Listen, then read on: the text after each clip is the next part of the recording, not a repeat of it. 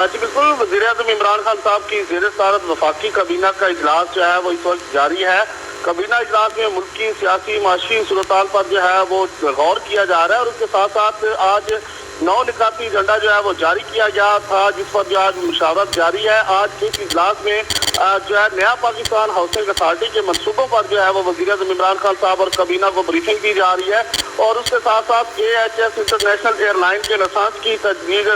वो भी दिए जाने का इम्कान है और वज़ीर-ए-आज़म एजुकेशन रिफॉर्म प्रोग्राम के तहत बसों की ऑपरेशनल पॉलिसी मंजूरी के लिए जो है वो भी एजेंडा पेश कर दिया गया है और उसके साथ साथ इस्लामाबाद में लापता अफराद से मुतल्लक इंट्रा कोर्ट अपील पर जो है वो काबीना को ब्रीफिंग दी गई है और उसके साथ साथ मुतबादिल तनाज़ाती हल एक्ट के तहत गैर जानिबदाराना पैनल की तैनाती का मामला जो है वो भी सामने लाया गया है और उसके साथ साथ काबीना सीट से मुतल्लिक कमेटी के 26 जनवरी के फैसलों की तस्दीक जो है वो भी करने जा रही है और ECC के 28 जनवरी के फैसलों की तस्दीक भी जो है वो काबीना एजेंडे में शामिल की गई है और इस वक्त इमरान खान साहब की ज़ेर-ए-सदारत ये इजलास जारी है। काबीना कमेटी बराए कानून मुकदमात के 21 जनवरी के फैसलों की